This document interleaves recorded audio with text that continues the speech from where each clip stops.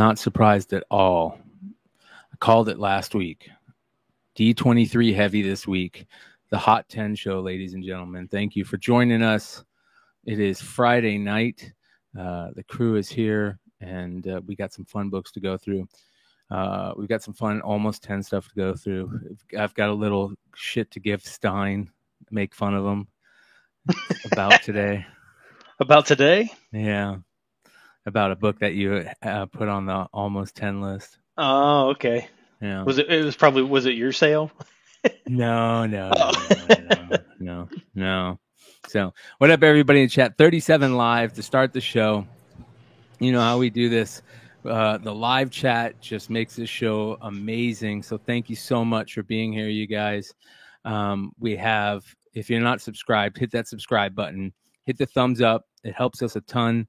Come hang out with us live. The engagement is great and makes the show fun and all that good stuff. Let me bring Richie back in.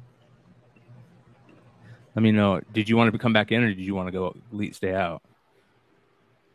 Can you hear me? No, I'm good. But all right. Did you know that every time you're behind, I don't know if it's my internet or yours, but every time you're behind on StreamYard, it catches you up and it goes. Did you know that? No, I've never heard that. Yeah, like so if it lags for a second or two, instead of it just skipping, it just goes like if Brian's saying Uncanny X-Men 266 is my favorite, it'll go Uncanny X-Men 266. It's the weirdest thing.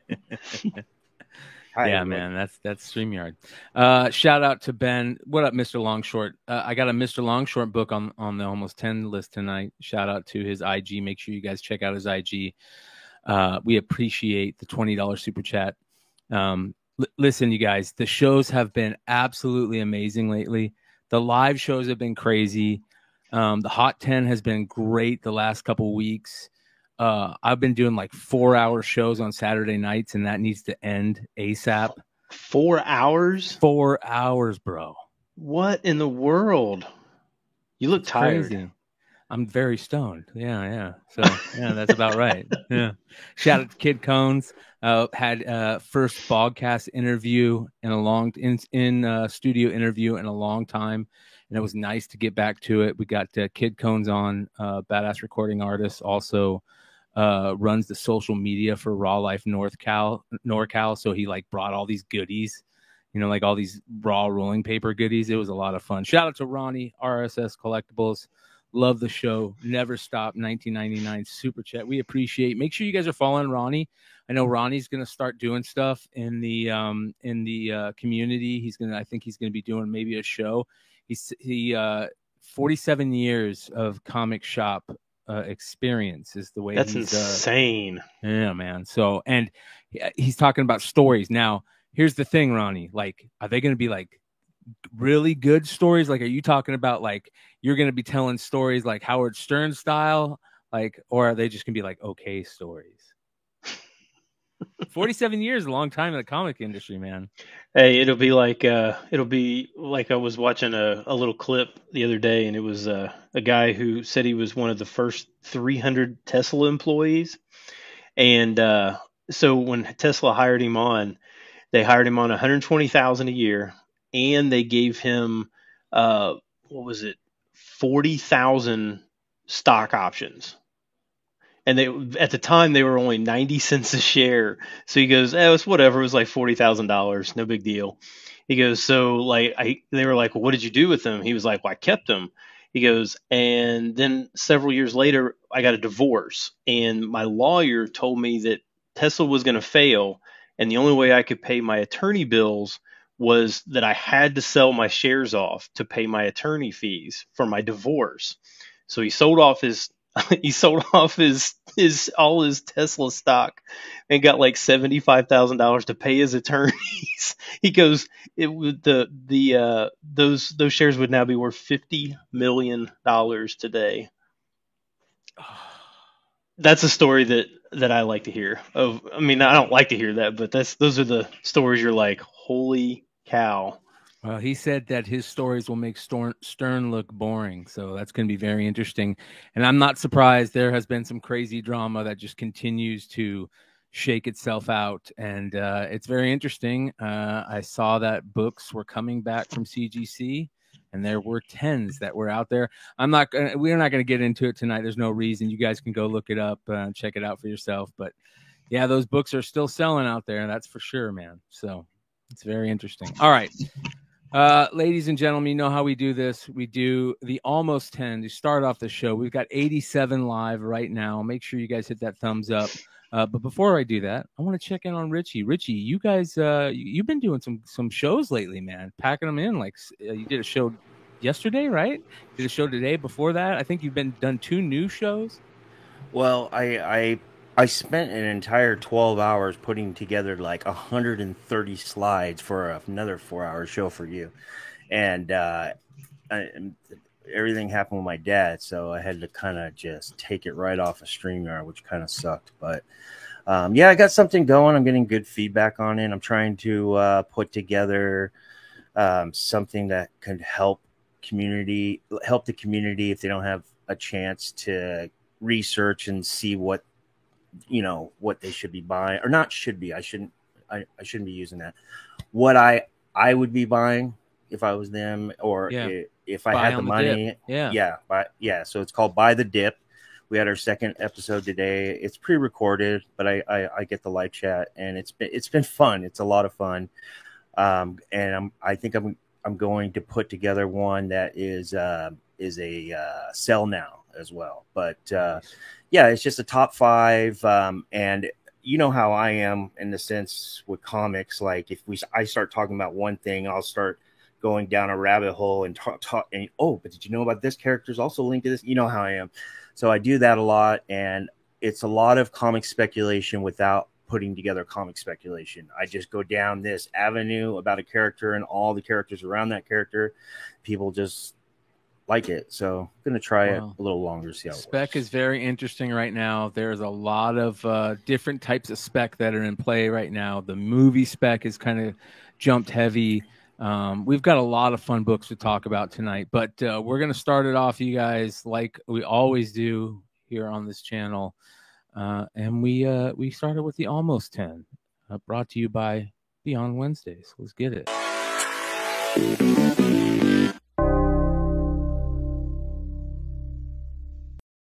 First book on the list, a Kevin Eastman book, dude.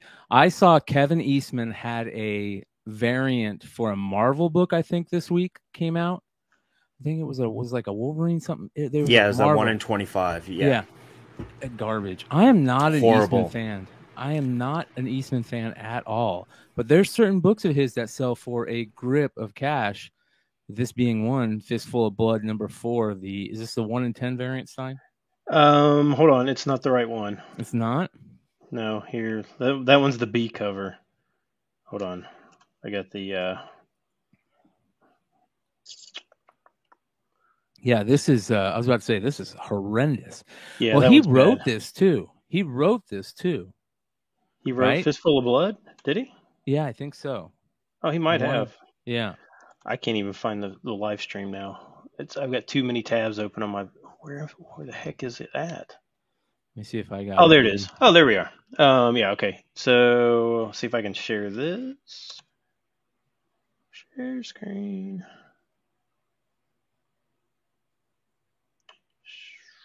Yeah, there's another one. Is it this one? Is it the cover C, the Simon Beasley, or the cover A, James Rayam?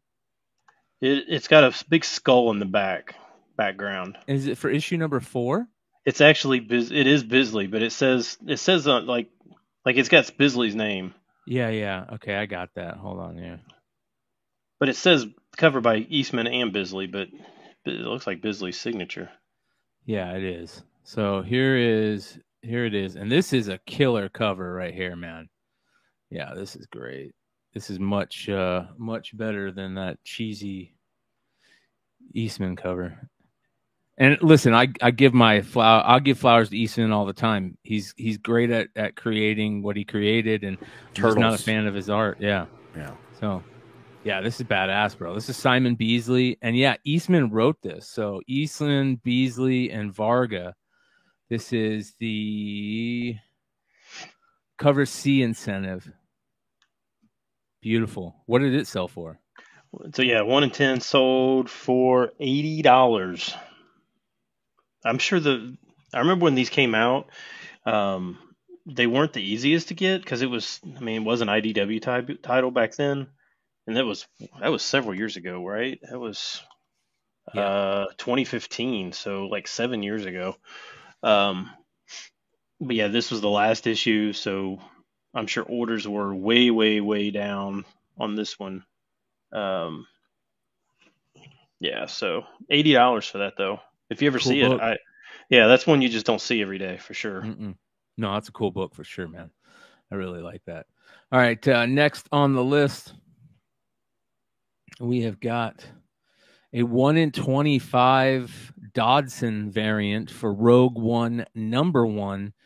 This book is flying right now. Raw sales, what, $250? You said $250. I'm assuming that I'm actually kind of surprised because didn't they announce like the Andor series? Is that what they did? Yeah, it's coming. Later. And is this a first appearance? I can't remember if this is a first appearance or not. Yeah, it is. Mm-hmm. Yeah, okay. I remember though because there was a Walmart variant of that as well. That had it was an alternate cover, I think, but maybe it wasn't. I can't remember. But there was a Walmart variant of this that sells for a lot, like a couple $100 raw as well. But one of the few Walmarts that's actually had value. Yeah, kept value. The Star Wars stuff is going a little crazy right now. It's getting a little uptick. People are kind of getting excited again after hearing everything out of D23. I mean, even me, who's like, I'm not as bad as my best friend Keith, who like just has totally written off Star Wars. Like he uses old Star Wars coffee mugs as ashtrays now because he's like, screw Star Wars, you know what I mean? And I'm not that bad because when they mentioned that they're doing the Ahsoka show and it's got Hayden Christensen involved and they're going to do like storyline about their relationship, that's what I want. I want that storyline. So I'm pretty stoked about it. And I bet you a lot of people are starting to get stoked about all the other stuff, Andor, Mandalorian season 3, all the Bad Batch and the animation stuff. So I could see Star Wars books all getting a nice little jump here. Why do they continue to go backwards though? Like because the stories, they can just write as many stories as they want. Yeah, the timeline goes. Yeah, I literally have no. I mean, like half these stories, I'm like, I don't even know where it falls. Like it's just the timeline is so confusing. So I think what they're going to do with Ahsoka, and I'm not 100% sure. You guys go check out Renevision and watch their stuff. They'll probably key you in on that on their Sunday night show. I think they do their Sunday night show of Star Wars still, and go check out their show. I'm sure they talk about all this stuff, but I think that they're going to do a Ahsoka where like she's thinking about like things that have happened in the past and kind of like they did with Obi-Wan where they went back in the past and they showed them fighting during like episode 2 time. And I think that's going to happen with Ahsoka and maybe how she confronts Vader and more of her Vader. That's what I want. I want scary Darth Vader with Anakin flashbacks, just like they did in Obi-Wan, but don't fuck it up.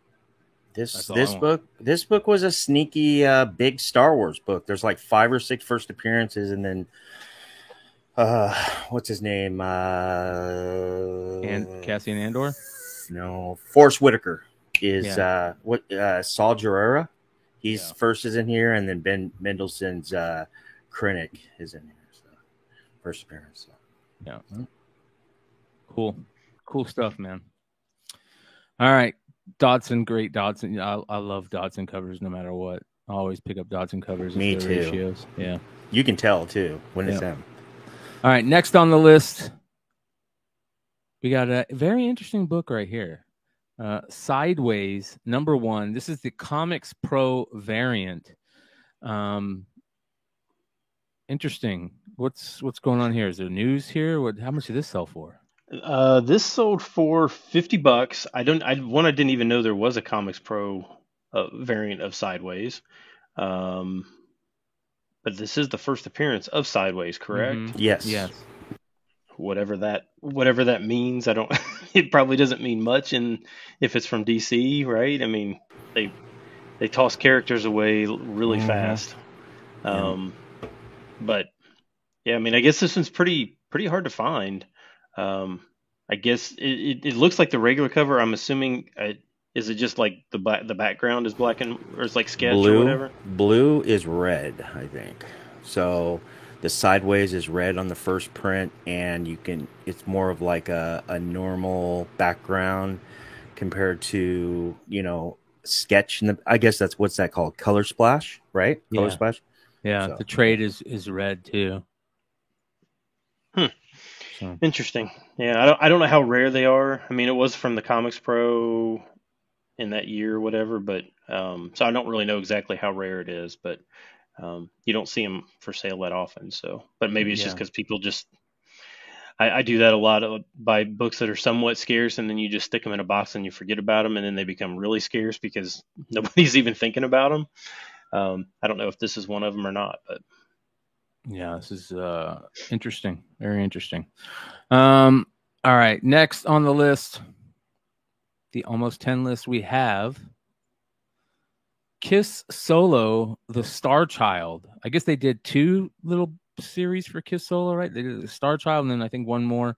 But this is the photo variant for number 2, the 1 in 10 photo variant for number 2, which I guess Kiss fans going crazy paying some money for some photo variants. I guess if there ever was a time for photo variants to definitely sell more than the art, it'd be for something like this.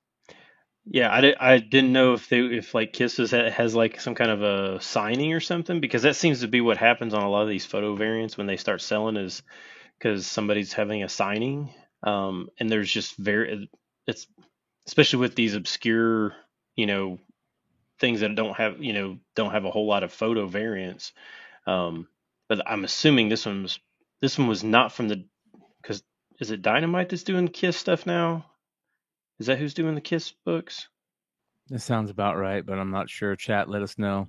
Yeah, because it seems like they are because they had like 48,000 variants or whatever. But this was from IDW, so this was from several years ago. Um, I it, love that time period, man. There's so many good books of that time period, especially from IDW. You see that how you can see the logo different, how they change it throughout the years, and you see certain eras of a logo, and you're like, maybe I need to double check this one. yeah, I love that IDW with the little light bulb. I love Yes. that logo so much better than just yeah, the big block IDW. But Yeah. um, anyway, this one sold for $80. So Wow. yeah, That's it's a lot. impressive. Yeah. All right. Next on the list, a Sonic book. A Sonic book, an annual, another IDW book, but an annual from 2019, Sonic the Hedgehog. Yeah, I'm not This is surprised. just an A cover. This is just a Uh-huh. regular cover. Um, it's $120 book. Wow. I have no idea why. I mean, Well, I know it's an $8 cover let price. me take a So look here. So it says it's got some featured stories. First appearance of Babylon Rogues, Jet the Hawk, Storm the Albatross, Wave the Swallow, and Jewel the Beetle. So you got a ton of first appearances in it. I I mean, I played Sonic when it was on on Sega, but I've never even heard of any of those characters. Bro, Sonic is like the generation, not the generation under us, but the generation under that. That's one of their favorite characters, man. And So like millennials. yeah, like kids that are like 21 right now. You know what I mean? 21, 22, like 18 to 22. Sonic's a big character for them. It's weird. wow. Yeah. So I just saw that and I was like $120 for this. I, I mean, I was shocked. I will definitely I'll definitely try and find Sonic annuals. I guess I shout don't out to know. Comics Main. That dude's always posting Sonic finds. Like always go looking in the Sonic bin. I don't. That's like definitely one of the stops. Hey Stein, when you go into a shop, do you Hmm. just start at one end and just go down? I mean, like if I'm back issue Yeah, yeah, diving. yeah. Yeah, I mean, I have like a process. Um, I usually, depending on how many people were there, but I usually will start at A and then and I won't stop until I get through Z. I just can't. My mind says, oh, if I miss one box, there's going to be one book in there that I will kick myself for doing. But, I'll flip through Fantastic Four really fast or something like that. But, um, yeah, I usually start with A, but it depends on how much time I have. If they've got 50 long bosses there, I may just kind of head to things that I know that I really want. Some of the more obscure titles that might have some of these 1 in 10 variants or something like that are really hard to find, or some of the B covers. Because really, if you think about it, a lot of the A covers, I mean, the only ones that are like, besides this one, obviously, but most of the time it's Marvel books, and those are probably going to be cleaned out regardless. They're probably sold out off of the week of shelf. So you're really not going to find those in the back issue bins. But yeah. All right. Next on the Almost 10, an old school, just Ghost, one of the OGs with Teenage Mutant Ninja Turtles, like Love and Rockets. There's a couple books that from that time period, and Cerberus #1 is one of those books. Like, was it Cry for Dawn #1? Like, there's certain books that are from the early '80s that were like this, set off this independent wave, and this is the OG, like up there with Teenage Mutant Ninja Turtles, right? That was one of the first. Which is crazy because, I mean, has anybody ever actually read a Cerebus? Yes, bro. It's crazy, dude. It's very interesting, dude. It is very interesting. Dave Sim, I think it's Dave Sim that created it, right? Yeah, Dave Sim. And it's like he like talks about like things that are going on, and he does it in this weird style of, it's like very kind of like Bone-esque, you know what I mean? But kind of more for like adults, and it's very interesting, dude. It's weird, bro. It's weird. Is there any Cerebus fans in the chat?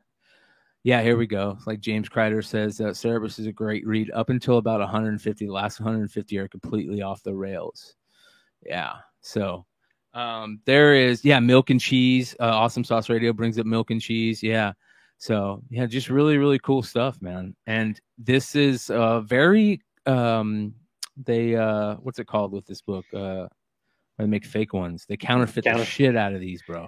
Yeah. So yeah, and it's real cheap paper too, like on the regular one, right? So it's really hard to, is it kind of hard to tell which one's fake or which one's real? Like, I would never buy a raw copy of this. So, go to your friend. I love Recalled Comics, so I go check out Recalled Comics, and they got a little write-up on it. First published in Canada in December of '77 by Dave Sim. Cerebus began as a parodic cross between Conan the Barbarian and Howard the Duck, and would run for 300 issues. So there you go.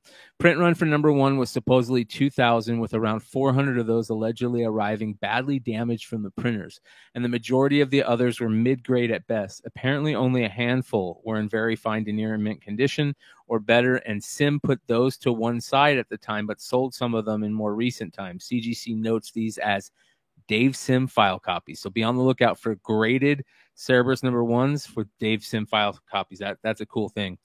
But there isn't very many of them, and they were definitely counterfeited. They were counterfeited the hell out of. Yeah. So yeah, there was a auction this week that had a counterfeit version and a raw version that he graded as a 6.5. Now I don't know if it's actually a 6.5. But he said it was a 6.5, and it sold for $3,500 raw. There was a CGC 6.5 that sold just a while back for that 3,500. So I would feel way more comfortable. Is that the counterfeit? Like, see how it looks? Let's see how it looks there. Yeah, you can see there's a difference in like the line work on him. I bet if you look close to it. I would honestly not know. I mean, I can see it in that picture, but that doesn't look like the picture where he had them side by side. Yeah. But I Great really question. wouldn't. Anybody I in would the not chat know. know how to tell the difference on counterfeit Cerebus number ones? If you do, also leave it in the comments. I remember there was somebody a couple years ago that had 2 copies of this, and they had both of them graded, and I feel like they got like a 7 and an 8 or something like that on them, like huge grades on this. Yeah, great book, man, killer book. All right, next on the list, I talked about this I did my market report on Wednesday night. This is crazy right here, you guys. Like absolutely mind-bending craziness that this Hulk, Incredible Hulk 181, coverless copy, no Marvel value stamp, sold for $1,000. That's crazy. Look, I still have yet to quite wrap my head around Hulk 181. I mean, like, I get that people like Wolverine, but I've never considered Wolverine as like,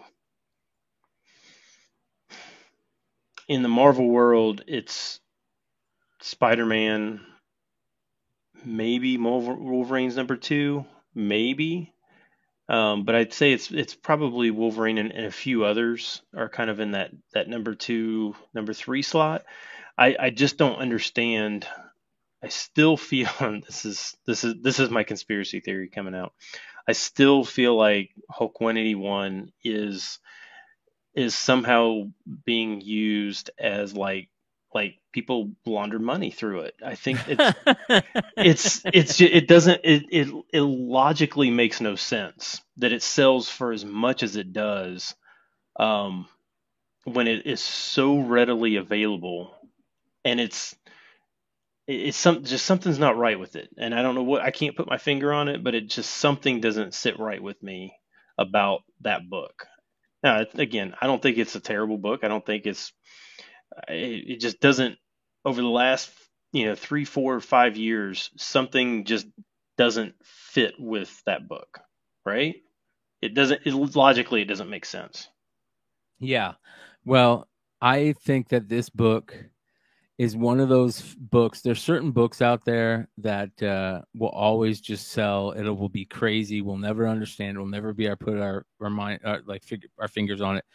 But the cover of the book is so iconic that I think that's just the key, right? And to not have the cover, to have it sell for $1,000 and to look this bad, I don't know, man. Unless I was Upper Deck or something like that, and I was cutting pieces of this off to put in cards or do something like that, I don't know if I would buy this. But I mean, these most of these are now graded. A ton of them have a scribble on them by Stan Lee, which I'll be honest, I got mine signed by Len Wein and Herb Trimp, and I regret it. I wish I didn't do it. And there's awesome a lot of them like that. I was just sitting there thinking about you talking about cutting this up. Can you imagine like putting that on like Marvel Masterpieces or something like that, and having like a cut, right there with Wolverine, on the card, right there from the front page or whatever. It would be badass if it had like a window box, and you would open the window box and it would show that image. You know what I mean? That would be awesome. Like a booklet or something like one of the booklets or something like that. That'd be cool. Yeah. So that's the only reason I'd buy a cover at a Hulk 181. But in a couple years we might be saying like, we were idiots for thinking that way. So yeah. All right. So the next one that I got to make fun of Stein about, he sends me this. I'm going to try and be as careful as I can with this. He goes, this book sold for $61. And I'm like, okay, yeah. Detective Files, September 19th, Bondage cover. Yeah. Bro, it's a nudie mag, my brother. What? It's not. I swear to God, bro, check this out. Well, dog guilty of cancer drug murder, right? The warm blonde in the cooler. But check this out. You go down, look at this. No way. There's more. Detective Files 1982. You know what I mean? Like, yeah, they're like nudie mags, bro. Okay. See, that's what happened. You got hit, bro. Man, see, that's what happens when I don't have time to like this one. I saw it and I was like, oh, that's weird. It might I not had, be a nudie mag though, to be honest. I'm just giving you shit because it looks like one, bro. Look at that. it just looked like something from. I mean, because it says Detective Files, so it looked Yeah. like one of those things from the early '80s, like like Creepy Magazine or something like that. That's what it looked like. But Hey, but 61 bucks, bro. 61 bucks. So be on the lookout, you guys. All right. Quit giving Stein shit. I'm going to move on. Shout out to Mr. Longshort for this one. This was very interesting.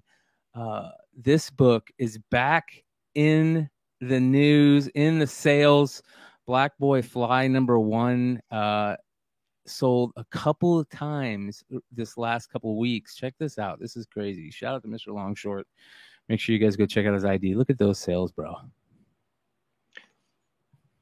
that's insane. Beyond insane, dude.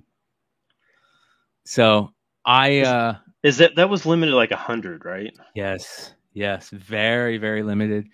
I've got so many fun, good stories about this. I went to Baltimore last year, and I think I forget who it was. It might have been John Z. Might have had one, and he had it for sale at their booth. And this dude came over and he kept eyeing it, right? And it was a lot of money. He had it up for a lot of money at the time. I don't think anywhere near this, but the dude just kept eyeing it, and you could tell the dude wanted it, and the dude would walk away, and he would come back, and finally at the last day, the last day, he comes over and he's like, "Fuck it, I'm gonna buy it." Pays cash for it. And this ended up being the dude. And this is like really, really cool because like this is the type of shit that when you see him, because when I saw him get the book, he was so stoked about it. He went over to his buddy's other table and showed his buddies, like, look, I finally got it. You could tell he's all excited. They were like congratulating him and shit. And this dude owns a bookstore, I think, in Baltimore, Mahogany Books. He's on IG. This is the dude right here. I don't know his name. I apologize. I just remember him saying that he had a bookstore called Mahogany Books, and it was so cool to see him grab that book, walk away with it, be so stoked about it. This is one of those super rare books where people have been looking forever for this book, and just when you find it, that's the type of thing that happens. And 2 sales this week, one for almost 10 grand, which is crazy for a 9.4, and an 8.5 for 5 grand. Why has that got a green label? Is that autographed or something? I don't know. That's a good question. Probably, yeah. Crazy book, man. Crazy Here's this right here shows you why when something has a great cover and it truly is limited, that sometimes it becomes like almost like an urban legend type thing or whatever, that nobody really believes that they exist or anything. Yep. But 5-10 years down the road, that's how these books are worth $5,000, $6,000, $7,000, is because nobody's ever seen them. Anybody that's come into the hobby in the last 5 years has no idea what this book is. They don't even remember it. I remember when people were getting this from whatever con they were giving them out at, or selling them at, or whatever, initially. But Chicago Comic and C2E2 in 2017. There was also some available from 2017 New York City Comic Con. Only 100 of them, man. Yeah, see, I just think comic publishers really need to get on board with this. I'm not saying that they care whether or not a book is worth thousands of dollars or not, but that excitement of the possibility for collectors that you can get a book that's worth several $1,000s is what keeps us in the hobby. Yeah. You're not always going to get them, great, but just the fact that you can get them, I mean, that's kind of the reason I go, bin diving everywhere I go, because I don't always hit gold, but I hit it enough to where it's like I'm just going to keep doing. I'm going to keep digging. You never know what you're going to find, but it keeps that spark alive. Yeah, very, very rare. Shout out to Recalled Comics again, one of our favorite sites. All right, next on this list is some crazy stuff. Not necessarily comics, but comic related. 2 original blacklight posters sold on eBay this week. This Iron Man one from 1971, original Third Eye blacklight poster, $441 on 13 bids. It's just a poster? Yeah, just that poster. How do you authenticate posters? I mean, like if I had that, could I just CGC will authenticate posters? Well, but not like full size. But I mean, they will like the smaller posters, right? But the big like full size posters, they won't. That's a great question. I mean, like if I had this, I mean, couldn't I just pretty much just take this to a printer and say, hey, copy this? And no, because there's certain ways that you could tell it's real. You know what I mean? And by the way, I think CGC will grade this, because there's people that grade the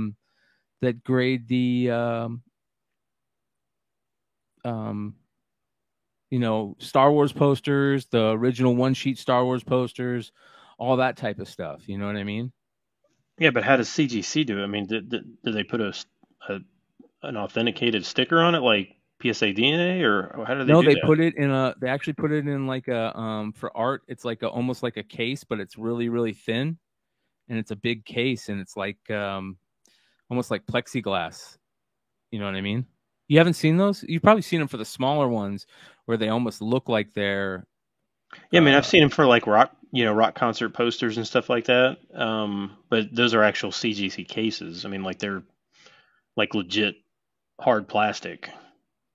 Yeah.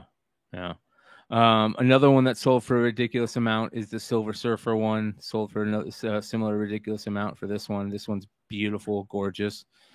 I want one of these so bad. I want an OG one, really, really bad. But $600-$500 for an OG. So be on the lookout.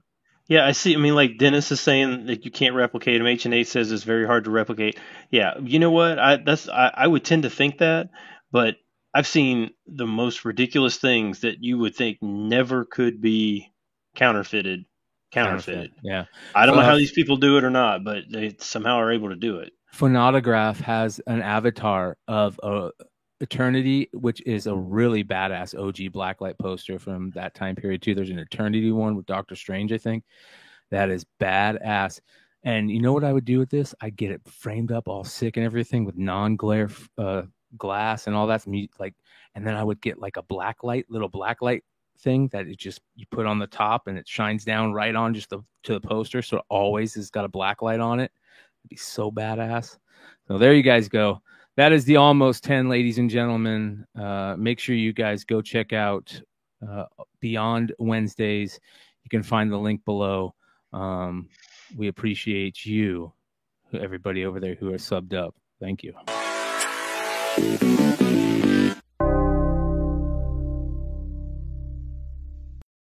All right, on to the honorable mention, Golden Age style, All-American Comics. Like this is very interesting right here. Just seeing like kids jumping out of a plane like that, and All-American Comics number 14. Yeah, that's very weird to see. Were these like a Hop Harrigan featuring in this issue? Hop Harrigan, were these did they have like a name? Because I remember, wasn't there a name of a bunch of kids that almost like were fighting back then too? I don't know. It's the cover of this looked so weird. One, he looks really happy that his plane just got shot down. Two, his little friend, all he's got is a little tiny umbrella. I don't understand why that is. And then the other dude is like free falling like a bullet. Like he's, what's his name that jumped from space? I don't understand and why is this kid holding a dog? I mean, you lose that dog. That dog's dead. So their names are Red Dugan, Whitey Smith, and Bluey Blue. Red, white, and blue. Oh my gosh, are you kidding me? I told you, bro. I knew it. Wow. I knew they had some crazy name, dude. Wow, that is terrible. Yeah. Bluey Blue sounds like a character from Zoolander. Right? A center for ants? Hey, but man, you can win $200 in prizes on this. I wonder if those places ever paid out. It'd be cool to find out if they have like a receipt, saying that they paid out prizes. That's so weird. Yeah. By the By the way, if there's anybody out there that has something like that to show that happened, it'd be Anna Love. If you guys aren't following Anna Love's IG, like she posted the very first price guide for comics ever made the other day. It was crazy. I want to see a receipt for like when Marvel or any of these big comic companies gave away things back in the 30s and 40s. I want to see what they gave away, if they actually did it, or if it was just all a bunch of bullshit back then. So, do you ever like when you see stuff like this? Do you ever like try and project out like 70 years, like when we're like old, like all the time? What now that we could buy for like $2, $3 could possibly ever be worth? I mean, $1 million or something stupid. I don't think there's anything for $2 or $3 that we can buy anymore. You don't think? Would do that? No. Or no. even $10 or $15 or something, something small that, that people, I don't even know what people collect that is like NFTs. Yeah, up to down. I'm not living for 70 more years, but I mean, even a pack of cards is like $5 to $100. Yeah, but I mean, like you think about it. I mean, the 50s, they weren't thinking about, reselling cards. The same thing with the, these comics and stuff like that. They weren't thinking about, oh, we're going to save these and we're going to sell them in 50 years for thousands and thousands of dollars. But I mean, just like any type of thing that would technically be a collectible now, but is so cheap that you could buy for. It's just weird. It's just a weird thought process to stockpile things. I mean, even like what Brian's saying is about that, that comic price guide. I mean, it had, Action Comics #1 was like $5 or something like that. Like it's, it's a multi-million-dollar book now. I mean, or Detective 27 was like $50 or something. And, I bet you could buy a website name. You think those would be collectible website names? Bro, you come up with some cool website name, man. You know what I mean? There's people that do that for a living where they just think of cool website names that, people don't have yet. But yeah, maybe that, I don't know, dude. It's definitely not anything like this because we're way past that. Shout out to Sizzle Magic with the $4.99 super chat. We appreciate you. Brian, it's funny you say that. The UFC for a long time, their website was UFC.tv because somebody bought the rights for UFC.com until a few years later, they just forked out the money and paid the guy off. Hell yeah, bro. Hell yeah. That's what I'm talking about. So, I've bought in a couple website names before. That's for sure. I've definitely bought it because they're so cheap, man. They're like $20. So, all right. Next on the list, honorable mentions. This is very interesting. We got Avengers Arena #1, the Mike Perkins 1 in 50. This series, there's I feel like there's a bunch of books in this series that are really we should start keeping an eye on. Yep. Colin Bloodstone, baby. Yep. I've looked for this book for years. I have never found this book. Ever. Never found it at full price on a wall in a back issue bin. I've never found this book. This cannot be, and you guys know how many stores I've gone into across the country, and that's not happening, Ronnie.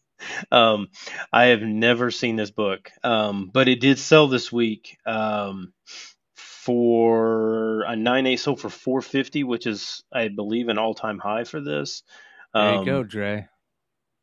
Yeah, so that's a good one to have. I don't know about this Colin Bloodstone thing, but I'm just thinking like how hard this book is to actually find.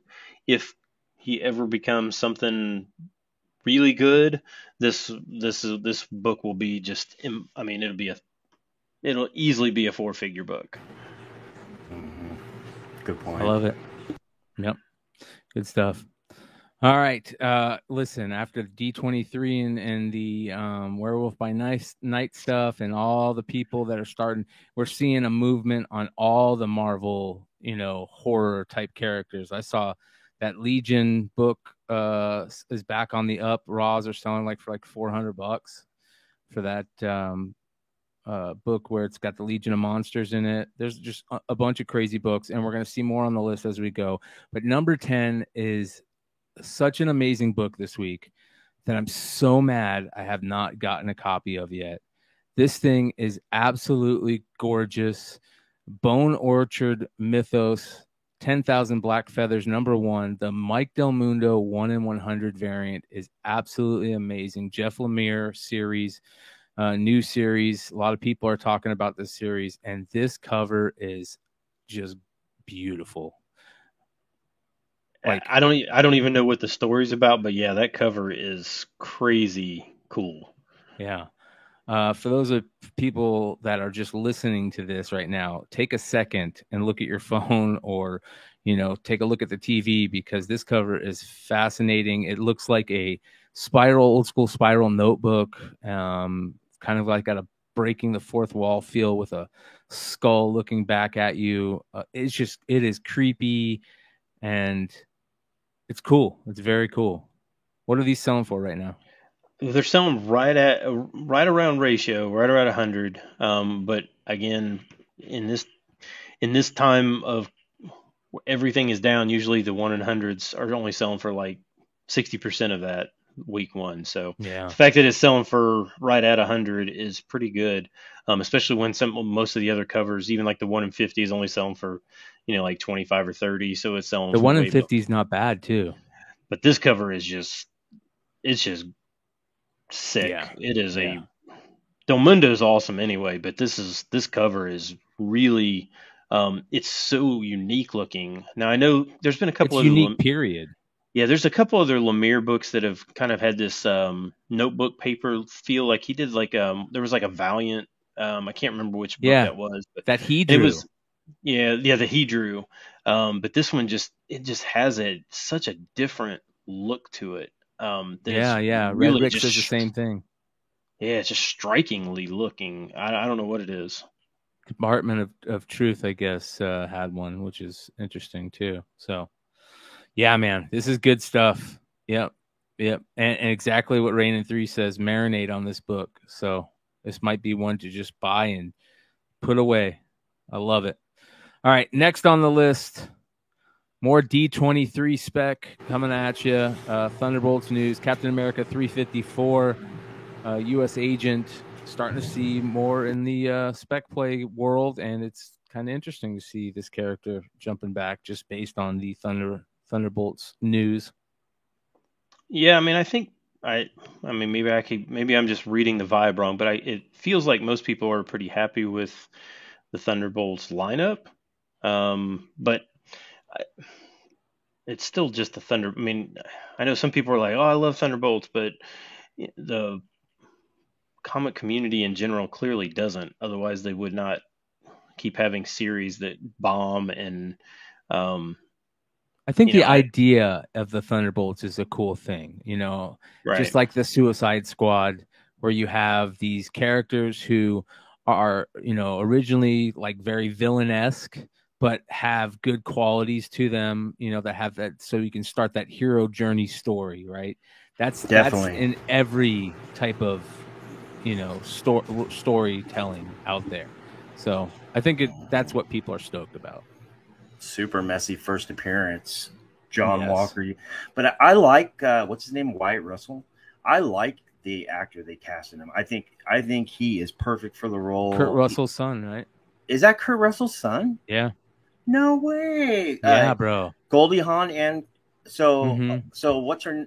So Kate Hudson and them, the brother and sister. I don't know. I don't think so. We'll see here. Let me check it. I'll take a look while you're talking about it. So I mean, just so you guys know, I know this is a really messy first appearance, but and I'm not going to give you my opinion one way or another. But so you guys know, John Walker makes his first as Super Patriot, but just his first period in Captain America 323. Then in 333, he becomes the fourth Captain America. 337, I think, is the full appearance of the costume, but the first cameo of the costume was with John Walker in it, was in West Coast Avengers 43 or 44. And then this one is my favorite one, but it's just so you know, it's a messy first appearance, and all these books are going to be debated down the line. But I think the market chose the right one this week. Yeah, This he is is his first as U.S. agent, right? No, this is 354 is his first full appearance and cover as U.S. agent, and West Coast Avengers 43 or 44. It's just like a cameo. and he is Wyatt Russell is son and daughter of both Kurt Russell and what's her name? He made this really like stony show. It was based in Long Beach here, and it was on AMC. It was I remember that show. It was great, bro. Dude, it was so good. Yeah, and about the mom and the kids doing the robberies and shit. And they're all tripping out. Yeah, yeah. That was a great fucking show. That personality, and then this personality, along with Did you guys see that movie with Andrew Garfield, or that series, Hulu series, Andrew Garfield, Under the Banner of Heaven, about the murders in the Mormon community in Utah? He's in that one too, and he's the main bad guy murderer in there, Psycho. Completely different people. This guy's a great actor. I'm glad they hold it. Smart pick. This the same guy, the guy from the World Series of Poker that had Ace 10 and lost versus Pocket Aces. That's the same guy. I had no idea that was the same guy. I don't know who the Ace 10. I don't know that. He said there was a guy. It was somebody's. I think it was Kurt Russell's son, or maybe Goldie or whatever. He sat down. He spent $10,000 at the World Series of Poker. Sat down. His first hand, he had Ace 10. The other guy on the other side of the table had Pocket Aces, and the flop came Ace 10-10. And so he flopped a full house, and the other guy flopped a full house. He was drawing dead on the flop and put all his money in on the flop and got a 10 and lost. It lost his no because he was all the 10. Yeah, it was basically all done. So he went out on the first hand. Yeah, but $10,000 ain't much to him. He's just doing it to go. I guess, but I didn't know that was the same guy. Yeah, it probably blows his nose with that. Oh, shout out to the guys who, I don't know if they do World Series of Poker, but there's a show on Vice, and it's AJ Benza and Gabe Kaplan doing the officiating or whatever, where they're talking about it. It's pretty good. All right, on to the next book. Well, actually, first of all, what are these selling for? They're up about 5 to 10% from what they were, so not huge. But again, the last 4 or 5 months, this whole entire summer, you really have to kind of, when you're trying to find books that are actually going up, your expectations have to be kind of tempered on a lot of times. They can't. There's so many like big keys that are actually gone way down that even if they're just kind of staying steady or slightly climbing, it's a really good sign for that particular book. And some of those keys that have gone way down might be some really good buying opportunities right now, aka Captain Marvel 17 second print, right? Yeah, well, and that's kind of what Richie's show is. What he's talking about is buying these books are down; they're way down. It's a good time to buy some of these things. Yep. All right, at number 8, more Bloodstone spec, more D23 spec. I love the Bloodstone spec; always loved it. Love that part of Marvel. I thought that it would be a great road into the darker Disney Marvel stuff, and they could pull it off really well. We'll see what happens, but Marvel presents number 1 at number 8 this week. And first appearance of Ulysses Bloodstone. That's Daddy, right? Daddy Bloodstone. Yes, sir. Daddy Bloodstone. Is he going to be like in any of these? I mean, is he going to be around? Yeah, I think so. Yes, I'm pretty sure he's confirmed, right? Or he's. I mean, I don't know. Let us know. Yeah, let us know if you heard anything. The whole family, man. All those books are going crazy right now. Yeah, except for Elsa ones, which is really funny because yes, those are. I mean, like even Bloodstone 1 now you can pick up for right back down to like around $900 for. I forget I forget who it was. It might have been Mel in a chat. And somebody said something along the lines of like, why isn't that book blowing up? And the answer was like, the buy-in was a little high on that book for a long time. You know, that book's been very high for a long time, especially in high grade. I mean, that book's a $400 raw no matter what for a long time. And maybe, you know, they would go rather find these or, you know, some of the newer Bloodstone first appearances, family stuff. That Elsa book is a tough book. Yeah. So what about Next Wave? Is Next Wave stuff on a rise? It's kind of about the point. It's kind of about the same. Okay. I will say that that I did notice like issues of the Elsa, the initial miniseries, issues 2, 3, and 4 are doing pretty well, especially 4. The one with like Indiana Jones looking. That one is selling well. So you can 9/8 of those cost they're like $250. So just kind of as a heads up, just because it's not issue number 1, that issue number 4 cover is fire. So don't pass that up if you can get it for cheap. Yeah. Here's a live looking at some of the Next Wave Agents of Hate stuff. Where did it go? All the chat's saying that Ulysses is dead. Well, in the comics, but not in the MCU, obviously. Shout out to Lord of Brooklyn. I think he said that.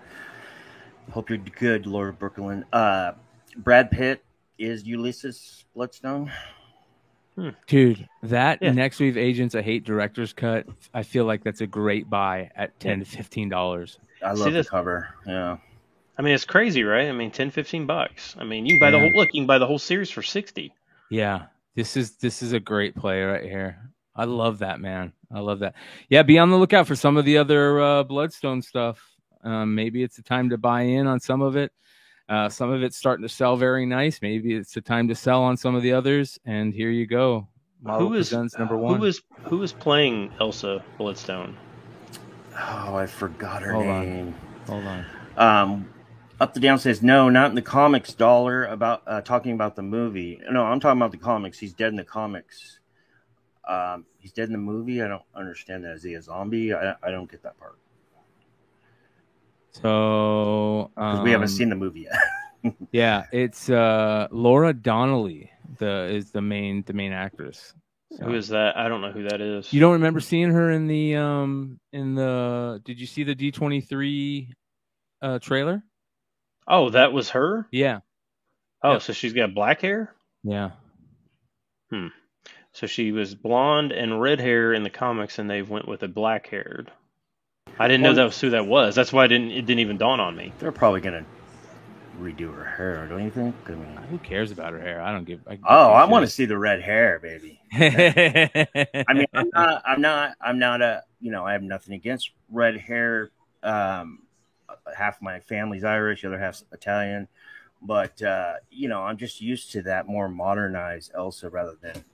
Don't get me wrong. I have 2 copies of Bloodstone 1, a 9/8 and a raw copy, and I would love to see, those do well. But I'm used to the modernized version. I'd like to see that on screen. Ulysses Bloodstone is a monster hunter who was originally a caveman, kept alive for 1,000 years due to the Bloodstone embedded in his chest, and the father of Elsa Bloodstone, who gave her the Bloodstone curse. There you go. Creepy shit, dude. So I'm looking forward to it. Here's your inroads into the creepier stuff. Get in on all those characters. If you haven't already, it's going to be tough to, get some of those really good ones. But maybe it's worth the long hold on some of this stuff. Maybe this might be one of the books that when you see on those few books that you see on the Hot 10, they maybe don't want to sell yet. Give it a couple more months, maybe a couple more weeks. I don't know. How much is this going for again? 9/8s are almost at 900, and most other grades are up to about 10 or 25%. Wow, not bad, not bad. Do we think Deadpool will be involved? I don't think there's a bad place to put Deadpool in that type of stuff. Yeah, I mean, I think later because with Kelly Thompson's run. of the recent Deadpool, they are a couple. So I think they first like kind of flirt in Deadpool 8 with Kelly Thompson, and then 10 where he's on the cover and he's also got the bloodstone going through him. You know, that one where he's all cracked and stuff. It's kind of blue. Just came out last year, I think, or a year before. And they really like each other in the comics, but it's hilarious too. Yeah. All right. Next on the list at number 7, we've got Avengers number 43, the first appearance of Red Guardian. And David Harbour. I never thought that another David Harbour spec book would gain, more love. And now they're going to put him. Do you think he makes it out of that first film? I don't think so. I think. Yeah, I do. I do. I think if David Harbour. Sorry, I didn't mean to interrupt you, Ben. But I think if David Harbour didn't play this character, I think this character might be dead already. I think a lot of people really liked. I don't know. This great is just point. That's a great speculation. point. Yeah. I mean, he got a good response, and I think they're going with it. And I wanted to add one more thing before we get to Ben. So I was talking to somebody in a Discord, or I can't remember if it was on a live show. I can't remember if it was on your show, but we were talking about Deadpool 3 and if X-Force was going to happen. And I was just going to bring up the fact on the last book, but on this book as well. Anyways, with Brad Pitt being Ulysses Bloodstone, that tells me that they're going to recast the X-Force. Because remember, in Deadpool 2, he was Vanisher. And he died. And he hit the electric thing. So, yeah, I want to bring that up. But go ahead. I love this book. I love the cover. You love the cover? This cover really bothers me. Like, when I see all the Todd Knock head shots up on the top, and then, 2, what is that, Hercules or somebody could his head seriously be any smaller? Well, look how tiny that head is. It's because his chest is so big, bro. Holy cow. He looks like Soda Popinski. Remember that dude? I do, from Punch Out, yeah. No, it's just, I think the cover is terrible. It's nostalgic for me. Because this was the first Silver Age book that I invested in before. Let's see. This is after Iron Man 2. So, and this was the first one that actually, like, on rumors went up. And I was like, oh, and, but yeah. But I did like the character. I thought his character was great in Black Widow. So I'm perfectly okay with him continuing on because he was good at it. Did, any of the Black Widow books get any of the jumps? The Yelena books? Nope. Yes, Black Widow 1, right?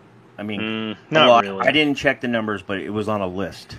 Yeah, but that's okay. See, I still, people pushing that book are still pushing that book for the wrong reasons. That book is nothing. It's just a first solo series. That's it. There's clearly it's the Inhumans book.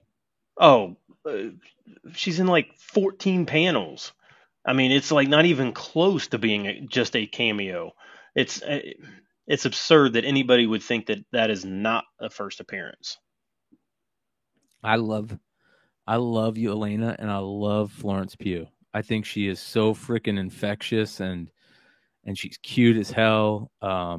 I love how she's playing this whole thing with this new movie, that's getting all the Olivia Wilde movie, that's getting all the hate and love at the same time. And she's just, she seems like a kick-ass chick that is just really has great charisma.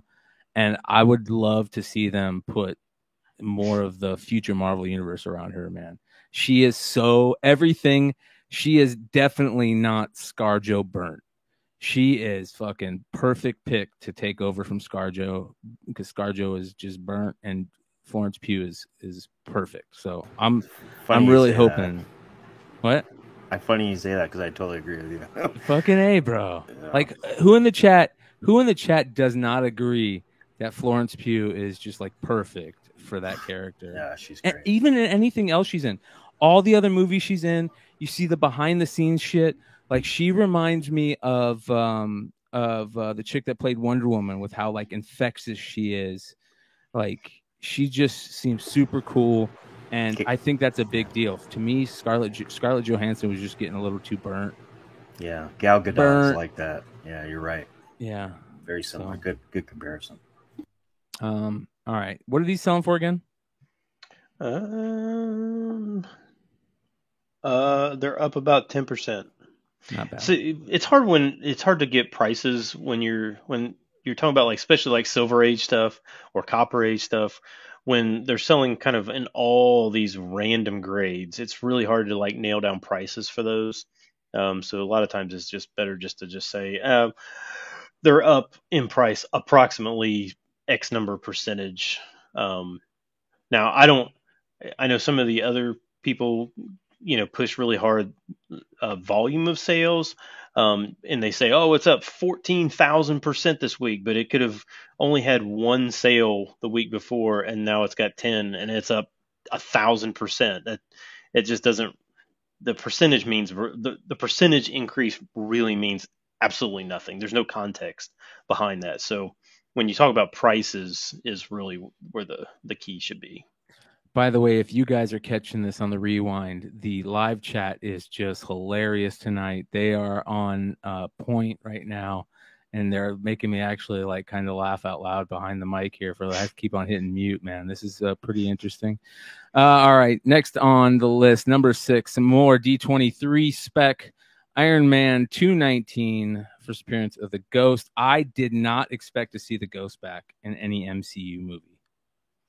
Yeah, they basically contained her in Ant-Man, right? Yep, and then there was all the news afterwards that said that she wasn't coming back. Remember that?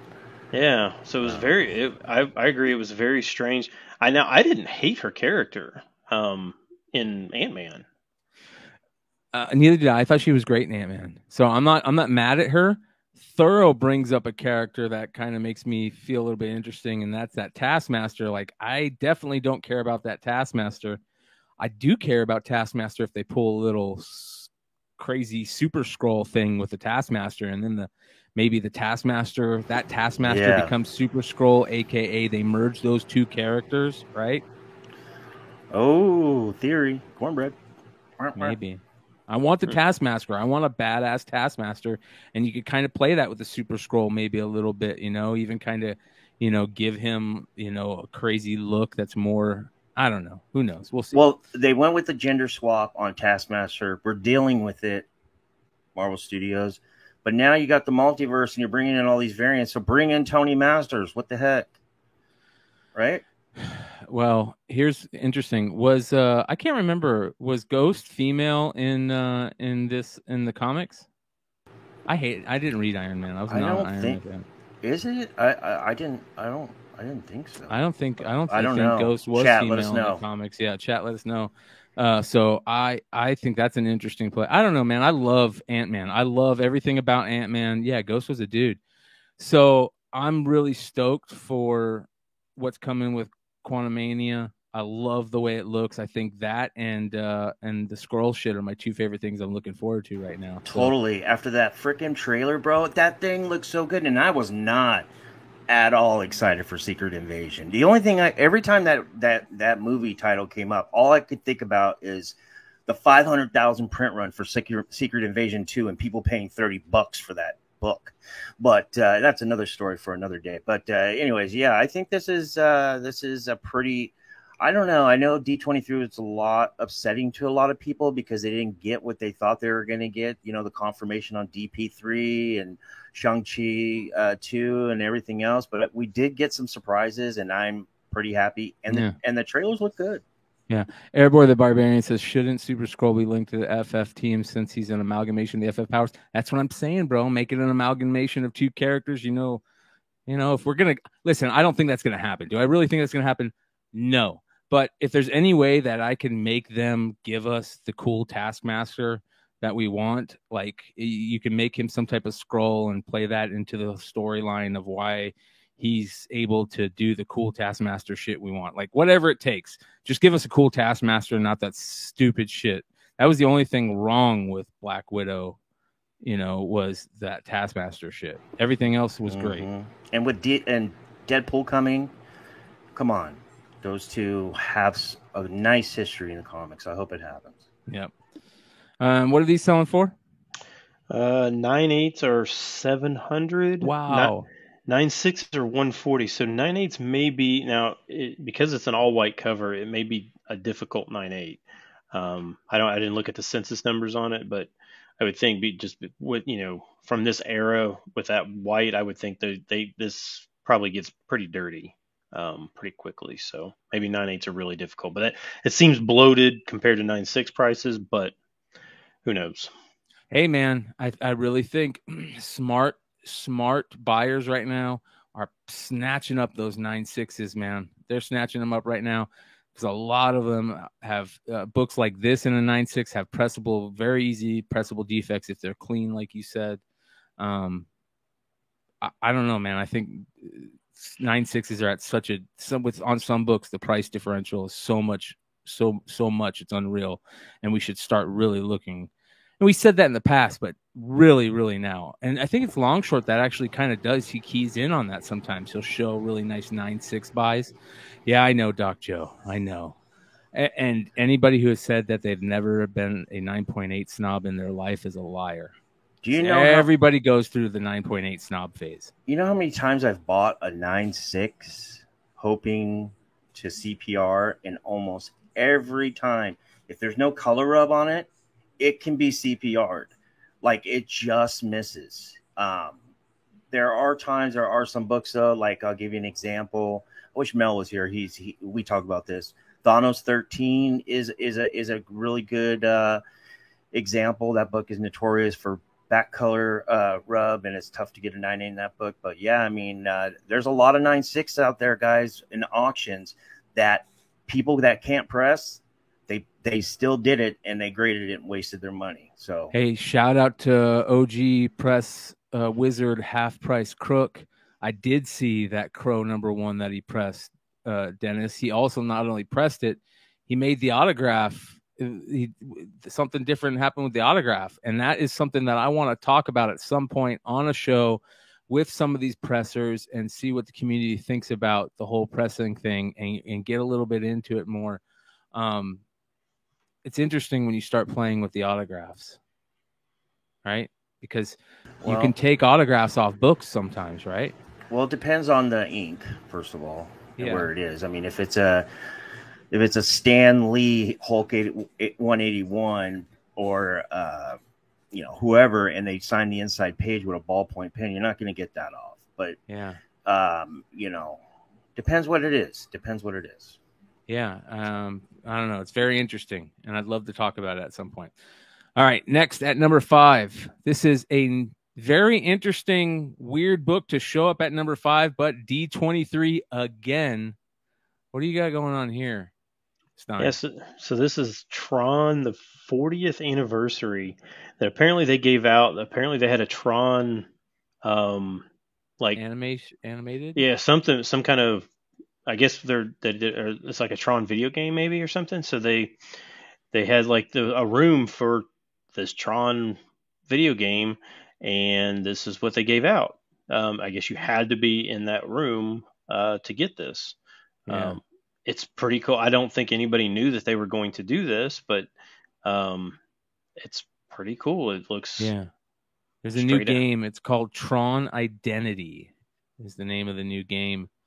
So I don't even know what it looks like on the inside. I couldn't even find who the writer was or who the artist was or anything, because it doesn't even say it on the cover at all. All it has is a number and D23 exclusive and 40th anniversary Tron. That's it. The back cover doesn't say anything either. So I have no idea. There's also a new ride coming to Disney too. Oh, a Tron ride? Yeah, Light Cycle Run, I guess it's called. Ah, now I love Tron. I thought Tron was even the second one I really liked. But this is selling for like $60 to $75. But I heard that from like trying to read like Reddit threads and stuff like that about this. I mean, everybody that went in had some, but who knows if they just were trashed? I don't know. Yeah. I don't know how they were distributing them. Obviously, I was not there, so. Yeah. Well, there you go. D23 again. Let's continue it. At I think this 4. one I think I would actually like to have this book. Really? Yeah. Oh yeah, you said you're into Tron, so I get it. Yeah. Yeah, I think you can find one of these, man. Give it a couple weeks, and it'll probably double in price, and you'll be pissed at me. I'd like to find a game. Do you think the arcade game's out there still? Yeah. The original? Oh yeah. I remember playing that all the time, dude. That was one of the biggest games ever. All right, next at number 4, Truth, Red, White, and Black, number 1.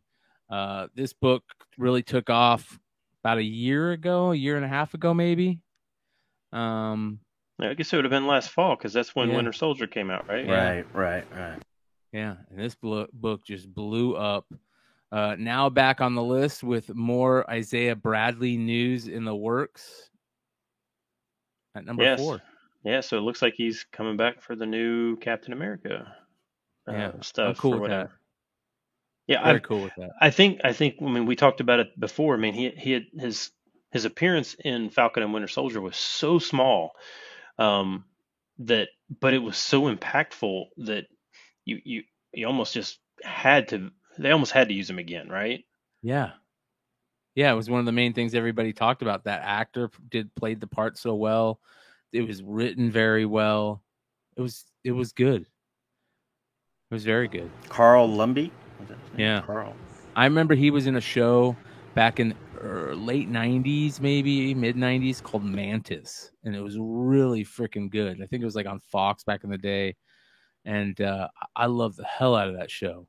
That dude's a good actor, man. Is there a newsstand of this? Never found one. Never seen one. Yeah, so these had been falling for a while because I think everybody was resigned to the fact that he was not coming back. But now that he is, they're basically right back up. 9/8 are right back up to 250 again. They had dropped all the way down to like 1 1/4, just a few weeks ago. So good for whoever bought that for 100 1/4 a few weeks ago. Doubled your money. Yeah. All right. This next book is very interesting to talk about for me right now. This is a weird book that. Now let's just get it. Number 3, The Incredible Hulk, number 256. First appearance of Sabra. Is that right? I don't know if it's Sabra. I don't know how you say it. Yeah, very interesting character, man. Very interesting character. First of all, what is the news on her right now? So she's which show? She's going to basically show. She was announced at D23. Captain America 4. Yeah. Okay. So the new Captain America. Yeah. So first Israeli superhero. Is that right? Not only that, she was a mutant, right? She was the first superhuman agent created to serve Mossad, which is very interesting, right?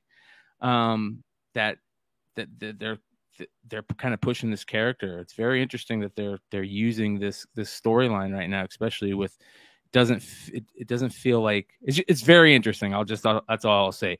But the interesting stuff to me is the mutant stuff, right? Because she had a major part in old school X-Men stories back in the day. I don't know if you guys remember the Zero Tolerance storyline, and the Secret Invasion too. So very interesting character right here. Yeah, and Up the Down said things are going to get political. Nope, this show does not get political. We do not do politics. I don't comment on politics. Even on the website, won't do it. I don't get it. I can't get involved.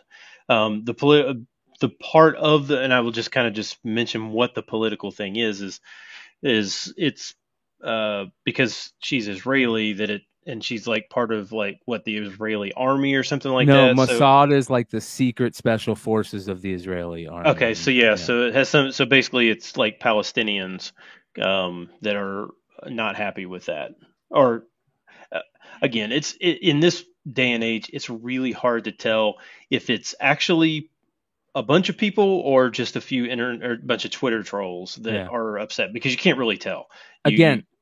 It's interesting, her background, but to me, the mutant stuff is the fucking way more interesting stuff. Like, if they're gonna bring her into the MCU, and here's a major MCU, mutant character, that's interesting to me. What do you guys think? Well, I mean, I understand she has manifested mutant power, and she was also a supporter of the mutant cause in that arc you were just talking about, the Zero, what you call it, Operation Zero. But but is she a mutant? Yes, she is a mutant. She's got regenerative healing factor, superhuman durability, reflexes, agility, superhuman stamina, superhuman speed, superhuman strength.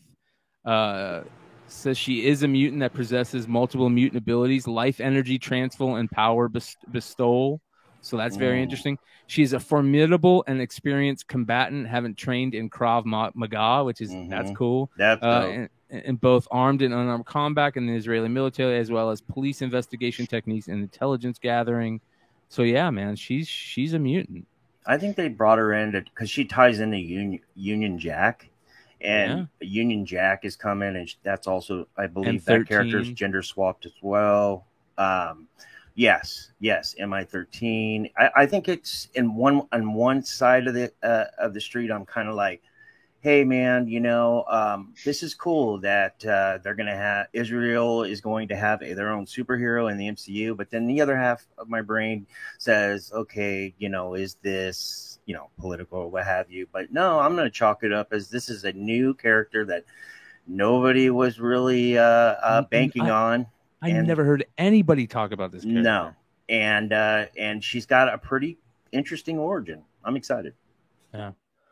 So. Yeah, which is kind of why this book it just came out of like literally nowhere. Like there were like no sales of this book until Saturday. None. I mean, for the past 3 months, there was like nothing had sold. This book had sold for nothing.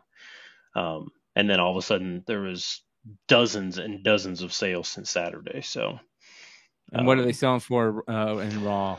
Let's see here. Raws were about 15. The two sales that I saw were like $15. Now they're like 50 or 60. 9.8. There was a 9.8 sale at 900 for this, which is a 9.8 is probably pretty tough to get, but multiple 9.6 sales at 250. Again, Dennis says that people have been talking about this character for 15 years. I've never heard anybody talk about it. Never.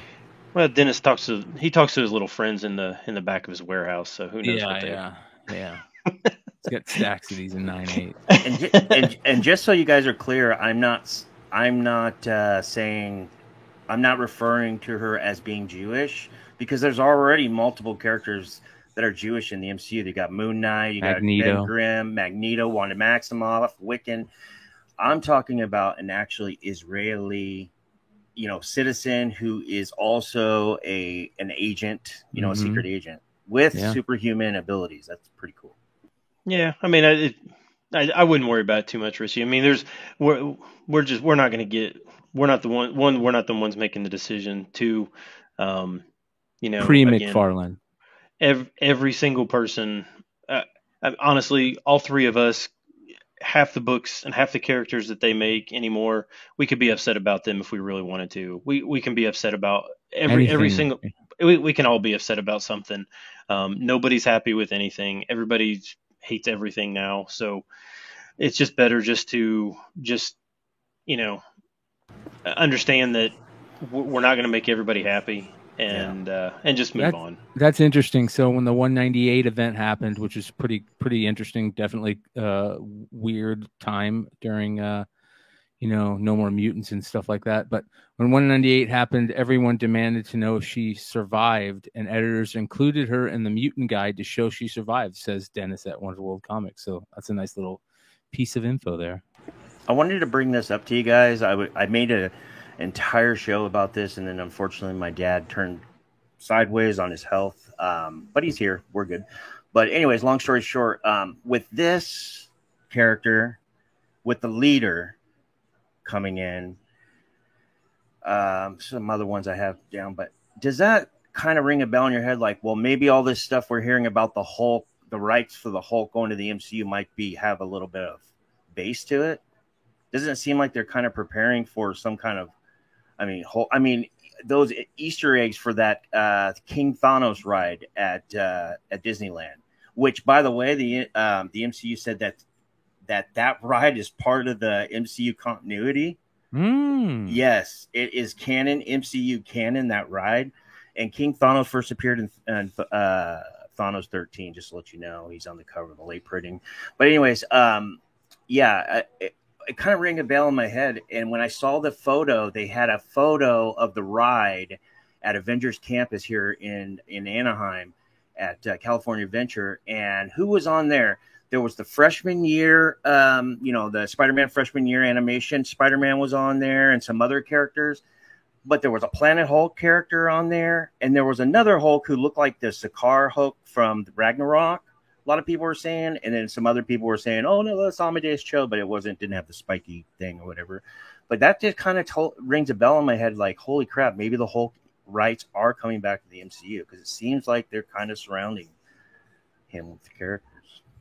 So, did she appear in 255? I'm taking a look right now to see if she appeared in 255. 250, she shows up as a cameo. Oh, she does in 250. Okay. Maybe 250 is. Hey, listen, man. I'm starting to play more of that. Subscribe more to that thing of cameo is a first appearance. Ben, you were going to say something? Oh, I was just going to say, if you're looking at the chat, like AOA says, he's half Palestinian, and he's like, about this character. So it's not. I don't. Yeah, I think you're probably right. There's a lot of people out there that also just want to trigger something. 250 is actually a Silver Surfer book too, which is very interesting. So I don't know, man. I like the character. I think it's cool. I don't necessarily know if I like the character, but it is very interesting. And here is the cameo right here. No, that's not it. That is definitely not it. That is definitely not it. Maybe I don't have it. Yeah, here it is. So there you go. Right there. 250 next to Captain Britain. Look at that. Got a Captain Britain appearance in there too. Very interesting. As you said, MI13. That could be a play. There's your 250. Grab the 250 too. So who cares? Buy them all. All right. Next on the list at number 2, one of the books that everybody has been talking about. We knew it was going to be the play, and I freaking love Donald in the way Donald looks in this cover, man. It's all about Donald in this cover. He's like look at that look on Donald, man. Like, what the hell is going on? I love looking at the background, finding all the characters in the background and the stuff in the background. You see Baymax and it's cool. I love these type of covers. And this is very interesting. It is the Disney 100th anniversary cover for the Amazing Fantasy 1000. What is it again? It's Amazing Fantasy 1000. And it's just the D23 Spider-Man. Yeah, but it's Spider-Man giving the 100th Disney cake to Disney. And then there's the other one, which we'll talk about in a second, which is the opposite. Yeah, I just wish it wasn't Ramos. I think Ramos did a good job in this. I love Ramos. He is hit or miss, though. Spider-Man's his calves look like his legs angular. They look very backward. Like it looks like his leg goes like this and then back in or something. It doesn't even. It just I can't get past. It's very legs. Angular. Yeah. But I wish that it wasn't Ramos, but his Disney characters are great. I guess, yeah. If he did them, or if he just used cells from I don't know. Yeah, I don't know how they got to AF 1000. I don't understand how that they came up It's with just that a number. play. It was just a thing for them to it's make just- money, and Yep. you know how it works. It's a marketing tool. Yeah. Is there an actual? Because it's a thick book because they had AF 1000 as a regular book. So is it just like a collection of stories, or what is actually in the inside of this? There were multiple stories in the Marvel in the 1000 from the last D23. That's the one you're talking about. There was like, I don't know, 4 or 5 stories in that one.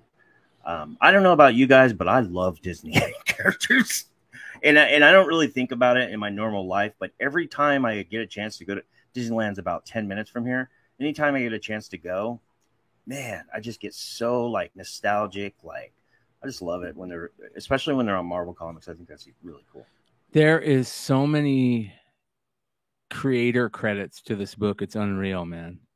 Dan Slott, Jonathan Hickman, Kurt Busiek, Neil Gaiman, Ho Chen Anderson, Rainbow Rowell, Michael Pasculio. These are just writers. Michael Cho, Anthony Falcone, Ryan Stegman that's the first penciler. So there is a ton of pencilers. Stegman, Jim Chung, Copiel, Todd Knock. So there's a ton of covers. You guys know. I mean, I don't know. It's very interesting. There's a couple interesting covers that were decent. The Torrin Clark one isn't bad. The 1 in 25. Did you guys see that? Yeah. How rare is this book? I mean, like, what do people expect or like saying that the print run is on this? My guess is Amazing Fantasy 1000 was heavily ordered. Yeah, but this one they only gave at D23. So. And there's a very rare black and white set too, right? Yeah, that's numbered out of like 25 or something. Something really small. I've heard 25, 50. I don't know exactly for sure what it is. Chat, let us know if you've heard anything. But yeah, there's a really rare black and white set. Which that's kind of like that Black Boy Fly. Like that's a book that you just will never. In 5 years, nobody will even know that book exists. They'll be like, "What?" But the difference is that the Black Boy Fly is done with an independent label, and this is a Marvel book, and Marvel has that guarantee where you have to order 3,000 books. Yeah, but this is their book. They can do whatever they want to on. They didn't. It's not a retailer book. It was never available to the public. I bet you there's 1,000 of them, at least.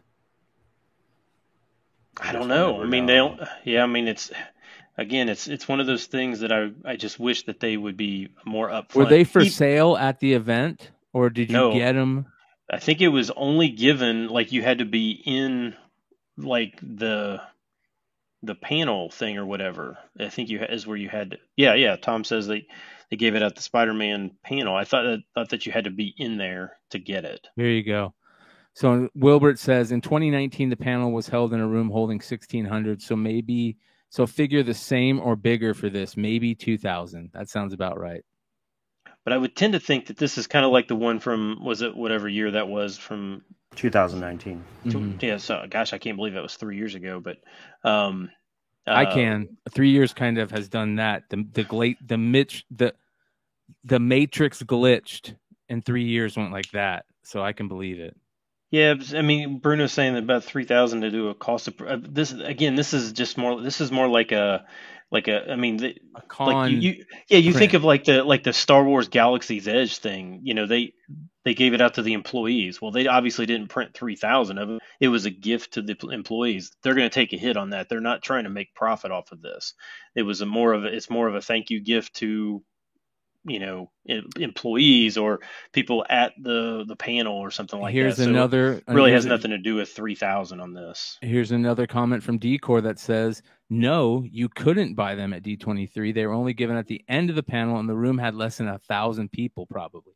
I know somebody, I saw somebody in our community went to the event and live streamed at the panel, and I apologize for not remembering who it was. Chat, let me know if you, Decor would probably know. But anyways, I saw him. I wonder if we should probably reach out to him and see what he said. You know, talk to some of the people who were there. I think the panel was called Beyond Amazing, right? That's a pretty fucking cool name if I ever thought of one. Yeah. Yeah, it was called Beyond Amazing. Yeah. Yeah. I like that. I think this is one of those books though. Like if I ever got one, I would just sit this in my. I would probably never sell this. I would just keep it. Totally. I was just thinking that. I was looking at this book, going, oh, "This seems like a PC book to me." Yeah, like at 90, 100%. Yeah, put it 100%. on the wall and just keep it. Yeah, for sure. Disney collectors, very cultish, very Star Wars on steroids collectors. So, and I'm not saying cultish in a bad way. It was funny. I was on Simple Man's channel and I said that, and Mrs. Simple Man came out with the boxing gloves on, like, "What are you saying?" And then I gave her a little shit, and she kind of laughed and like, "Yeah, it's kind of cultish."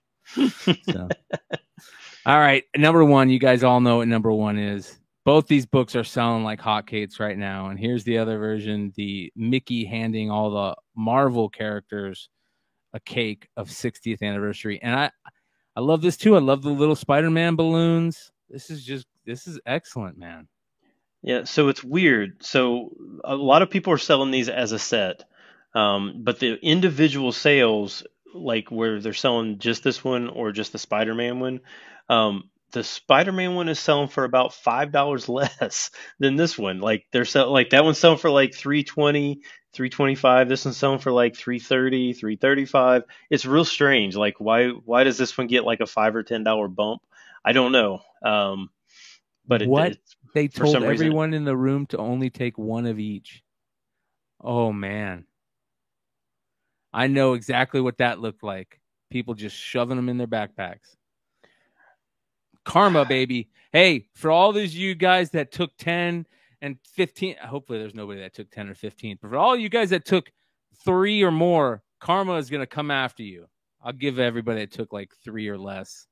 Yeah, I'm surprised that they didn't just hand them out, like walk down the aisle and hand them to people rather than doing an honor system. That would seem it really says bad. It says the comic books will be distributed to those attending the Beyond Amazing panel 2 to 3 p.m. Pacific until supplies last. So there's probably some people that got shorted if people were taking more than one. Oh, I guarantee people were taking more than one, bro. Come on, you know what type of community we're in. Well, that's true. You remember the Ellen show when she had like free gifts, free swag gifts in the back, and she picked out like 20 people from the audience and said, "Okay, you guys can go back and you can take one thing." There's a hidden camera, and there was a hidden camera, and busted these people for taking like multiple things. It's just how people are. People are greedy. They're just greedy, which is sad, but it is sad. It's a sad state of humanity, but human condition, bro. Yeah. Human condition. So, yeah, very interesting. Well, what did you say they were selling for again individually? Yeah, like $330, $325 a piece is pretty, like $6 something for a set. So that's about what the one from a few years ago sold initially, but then it still sells, and it may even sell more than what it sold for 3 years ago. You don't see them for sale as much. So I think a lot of them have just been pushed into PCs. Yeah. Up the down, dude. Character, man. All right. So what are we going to see next week, ladies and gentlemen? What do you guys think the list is going to be like next week? We called it. We all said it was probably going to be D23 heavy this week. I want to know what you guys think next week. Are we going to see an uptick in Constantine books with the recent news? What are we going to see on this list next week? Make sure to drop your comments below and let us know what you think is going to happen. You never know. We might pick one of those comments to give some goodies away. I want to thank everybody for hanging out with us. 183 till the end. This is a great show, a great time every week to come and hang out with you guys. And hopefully you were able to, make a little bit of money or find out things that you might be able to make a little bit of money off this week. And you enjoyed it. Ben, you got anything coming up, brother? Nope. I'm just trying to get home. I'm stuck in Memphis right now. So What do you mean you're stuck? It's not snowing. Well, it's not snowing. It's like 100 degrees, but Why don't it's you go to a Titans game while you're out there? Are they playing? it's just no, they're in Nashville. Oh, they're in Nashville. Okay. No, Memphis is just this is the wrong time to be in Memphis. They're having, I mean, I went to somebody's house the other day and she was like, "You be careful, things are really bad right now." I'm like, "Awesome." She was like, have you seen the news?" I'm like, "Yeah, I have." Wait, what's going on in Memphis? Oh, people like they had some guy that was just randomly killing people. Oh shit! The other day, like 2 weeks ago, like he was just picking people off that were walking down the street, like at random. Yeah. Wow. Be careful, brother. Be careful. Yeah. You got anything coming up, Richie? Yeah. I'm gonna have a whatnot sale. It's scheduled for tonight, but I only have 2 bookmarks. But that's you got it. Hey, go join Richie's. I don't. I description below. You can find Richie's whatnot link in the description below. Go check it out. Gail, give him a follow just in case he is able to go tonight. I know that he's been dealing with his pops, and I want to have everybody out there send positive thoughts to Richie's pops' way. He had a little bit of a health scare over the weekend, and let's try and change that. Let's send some positive karma your way. Everybody else, thank you for hanging out tonight. Check all the links in the bios. We're going to have a great conversation, I'm sure, tomorrow night, Saturday night, Minor Comic Mayhem over on Beyond Wednesdays. I'm currently in talks to bringing on a lot of really interesting guests. I want to say thank you to Swag and Journos for coming on last week, along with, of course, Red Hood, Richie, Yee, Nate, all the regular crew. I appreciate the hell out of you guys. And in the future, maybe a little Matt Nelson from CGC showing up, start thinking of questions. Maybe get a little whatnot comments from Bolo on there. I want to know who you want to see on the show, who you want to hear from. And I want to get those people on Saturday nights on Modern Comic Man on Beyond Wednesdays. Other than that, catch us here every Friday on the House of Stein. Sub up, hit that thumbs up. Let us know what you think is going to be on the list next week. Adios. See you.